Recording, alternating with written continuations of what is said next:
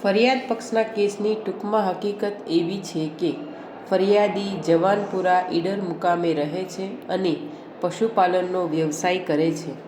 તેમનો પશુપાલનનો તબેલો શેરપુર મુકામે આવેલ છે અને આરોપી શેડ બનાવવાનો ધંધો કરે છે તથા પશુપાલનનો પણ ધંધો કરે છે અને તેઓના તબેલાએ આરોપી અવારનવાર આવતા હોય અને આરોપીએ તેઓને શેડ બનાવવાનું કામ સોંપેલ અને આરોપી શેડ બનાવી આપેલ છે, જેથી તેઓ અને આરોપી વચ્ચે અવારનવાર ઓળખાણ અને પરિચય થયેલ.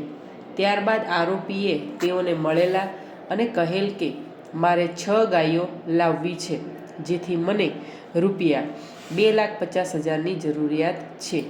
₹2,50,000 મને હાથ ઉછીના આપો. જેથી સદર આ કામના ફરિયાદીએ આરોપીને 9 માસમાં રકમ પરત આપી દેવાનો વાયદો કરેલ, જેથી તેઓએ આરોપીને પશુપાલનના વ્યવસાય માટે ₹2,50,000 આપેલ, જેમાં આરોપીને ₹2 લાખ તારીખ 18/3/2016ના ચેકથી અને બાકીના 50,000 રોકડા હાથ ઉછીના આપેલ.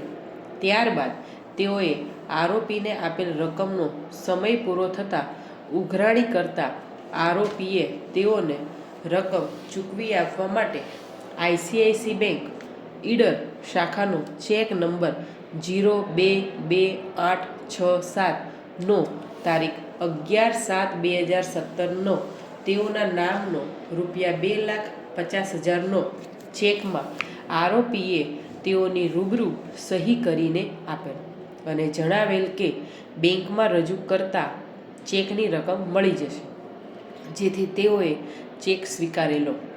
ત્યારબાદ તેઓએ આરોપીની સૂચના મુજબ સદર ચેક નાણાં મેળવવા તેઓના ચાલતા ખાતા આઈડીબીઆઈ બેંક ઈડર શાખામાં રજૂ કરતા ચેક ક્લિયરિંગ માટે આઈસીઆઈસી બેંક ઈડર શાખામાં જતા તારીખ 11/7/2017ના રિટર્ન મેમોમાં ફંડ ઇનસફિશિયન્ટના શેરા સાથે ચેક પરત થયેલ. ત્યારબાદ આરોપીએ આપેલ ચેક ડિસઓનર થતાં તેઓને આરોપીને રજિસ્ટર પોસ્ટ એડીથી નોટિસ 15/7/2017ના રોજ આપી ચેકની રકમ દિન 15માં વસૂલ આપવા તાકીદ કરેલ.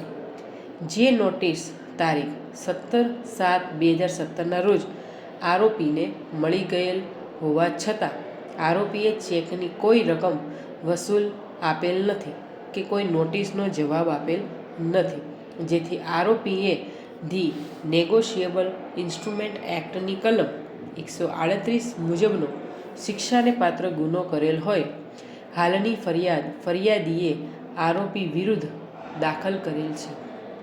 આ ગુનાના કામે કોગ્નિઝન્સ લઈ આરોપી વિરુદ્ધ પ્રોસેસનો હુકમ કરેલ હોય સમન્સની બજવણી થતાં આરોપી કોર્ટ સમક્ષ હાજર થતાં ક્રિમિનલ પ્રોસિજર કોડની કલમ 207 મુજબ આરોપીને ફરિયાદ પક્ષના તમામ દસ્તાવેજી પુરાવાઓ વિના મૂલ્યે પૂરા પાડવામાં આવેલ.